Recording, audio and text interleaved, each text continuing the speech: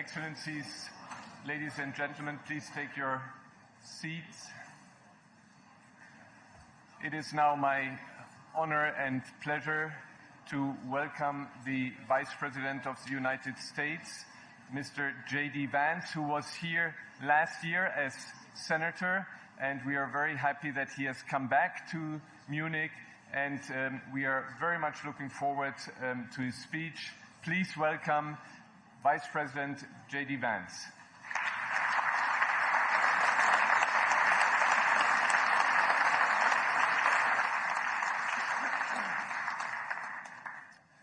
Well, thank you, and thanks to all the gathered delegates and luminaries and media professionals, and thanks especially to the host of the Munich Security Conference for being able to put on such an incredible event. We're, of course, thrilled to be here. We're happy to be here. And, you know, one of the things that I wanted to talk about today is, of course, our shared values. And, you know, it's great to be back in Germany. As you heard earlier, I was here last year as United States Senator. I saw Foreign Secretary David Lammy and joked that both of us last year had different jobs than we have now. But now it's time for all of our countries, for all of us who have been fortunate enough to be given political power by our respective peoples to use it wisely to improve their lives. And I want to say that, you know, I was fortunate in my time here to spend some time outside the walls of this conference over the last 24 hours. And I've been so impressed by the hospitality of the people, even of course, as they're reeling from yesterday's horrendous attack. And the first time I was ever in Munich was with my wife, actually, who's here with me today, on a personal trip. And I've always loved the city of Munich, and I've always loved its people. And I just want to say that we're very moved, and our thoughts and prayers are with Munich and everybody affected by the evil inflicted on this beautiful community. We're thinking about you, we're praying for you, and we will certainly be rooting for you in the days and weeks to come. Now,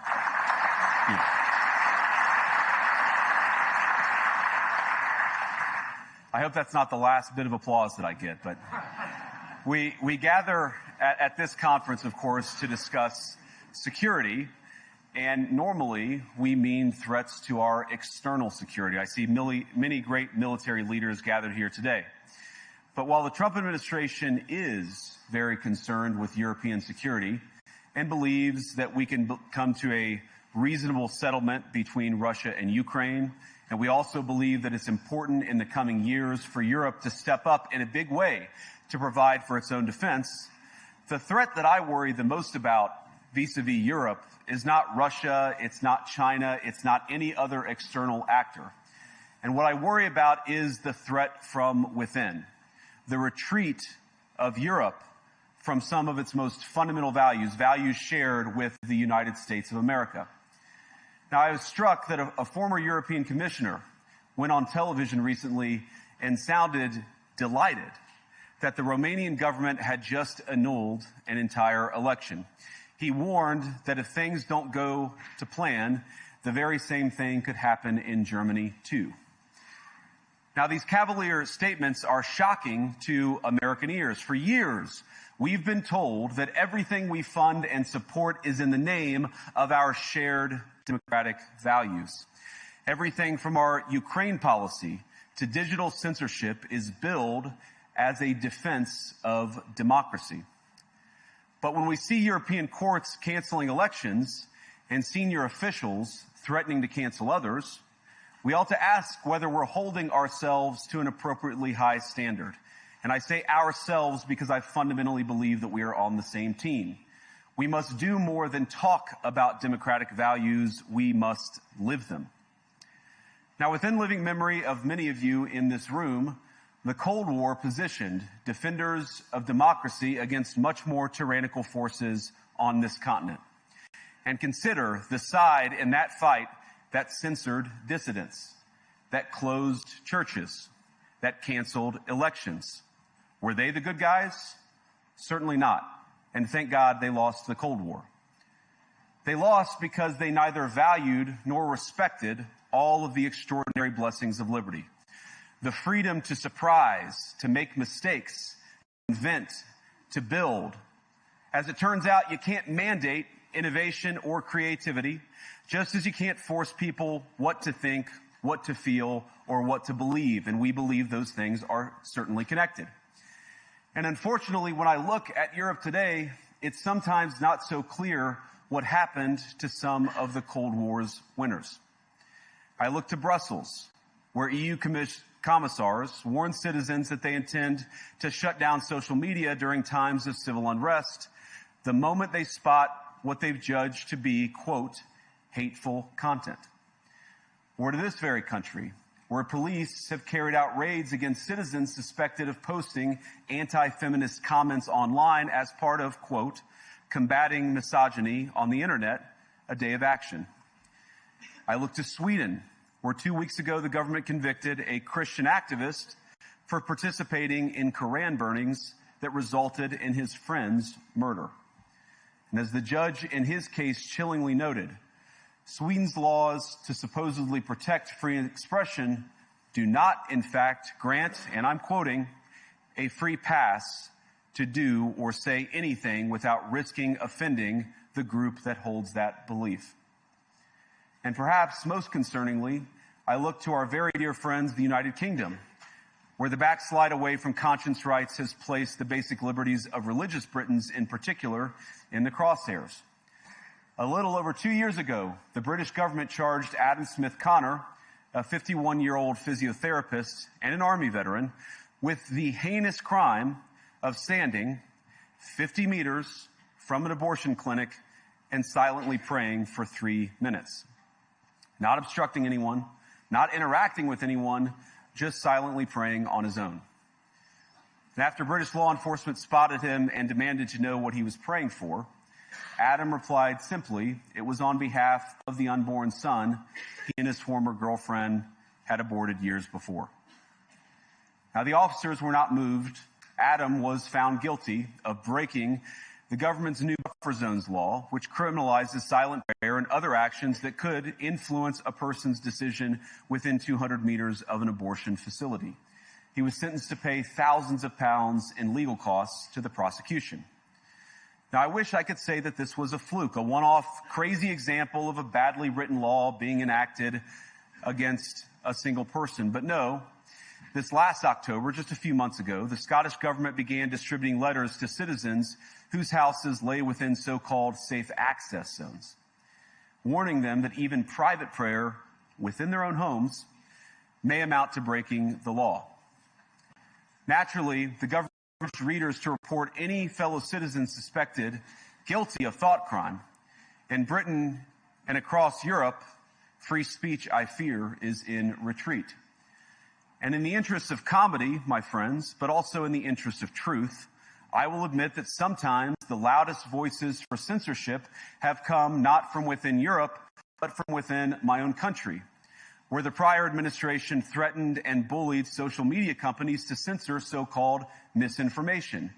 Misinformation like, for example, the idea that coronavirus had likely leaked from a laboratory in China.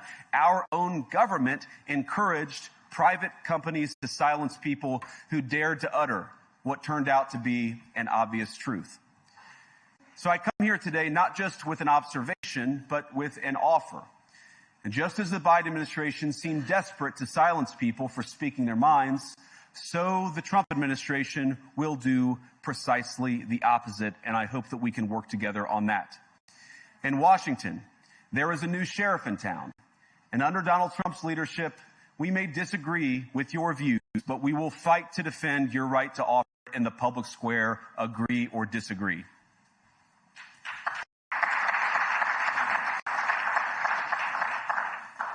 Now, we're at the point, of course, that the situation has gotten so bad that this December, Romania straight up canceled the results of a presidential election based on the flimsy suspicions of an intelligence agency and enormous pressure from its continental neighbors. Now, as I understand it, the argument was that Russian disinformation had infected the Romanian elections.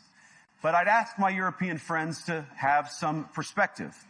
You can believe it's wrong for Russia to buy social media advertisements to influence your elections. We certainly do. You can condemn it on the world stage even. But if your democracy can be destroyed with a few $100,000 of digital advertising from a foreign country, then it wasn't very strong to begin with. Now, the good news is that I happen to think your democracies are substantially less brittle than many people apparently fear. And I really do believe that allowing our citizens to speak their mind will make them stronger still. Which, of course, brings us back to Munich, where the organizers of this very conference have banned lawmakers representing populist parties on both the left and the right from participating in these conversations. Now, again, we don't have to agree with everything or anything that people say. But when when political leaders represent an important constituency, it is incumbent upon us to at least participate in dialogue with them. Now, to many of us on the other side of the Atlantic, it looks more and more like old entrenched interests hiding behind ugly Soviet-era words like misinformation and disinformation, who simply don't like the idea that somebody with an alternative viewpoint might express a different opinion or, God forbid, vote a different way or, even worse, win an election. Now, this is a security conference, and I'm sure you all came here prepared to talk about how exactly you intend to increase defense spending over the next few years in line with some new target.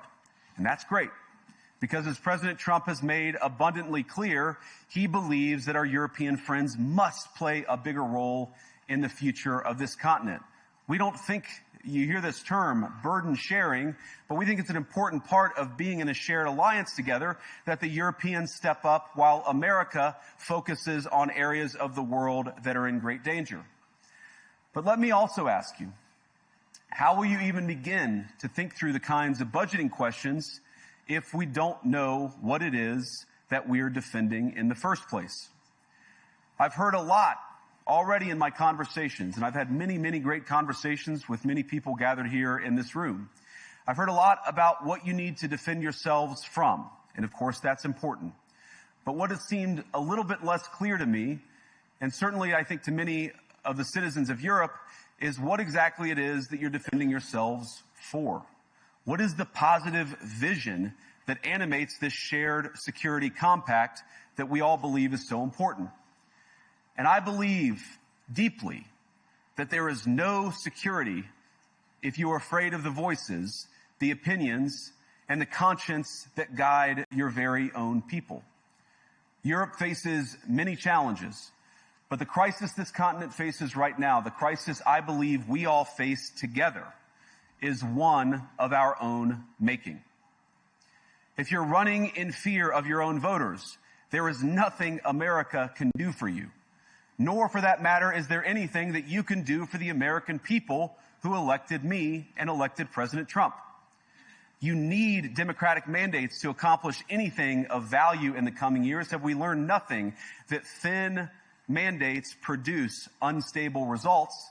But there is so much of value that can be accomplished with the kind of democratic mandate that I think will come from being more responsive to the voices of your citizens.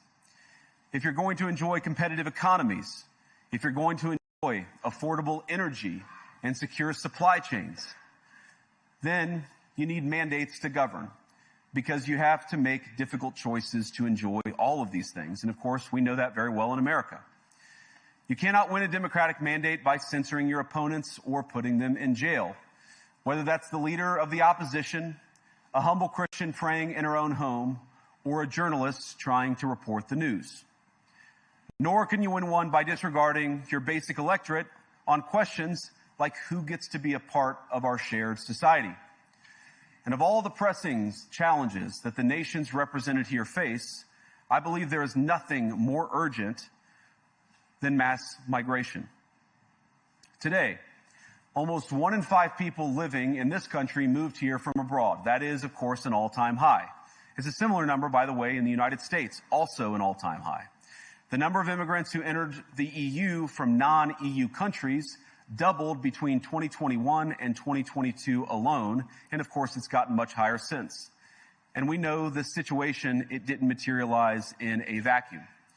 It's the result of a series of conscious decisions made by politicians all over the continent and others across the world over the span of a decade.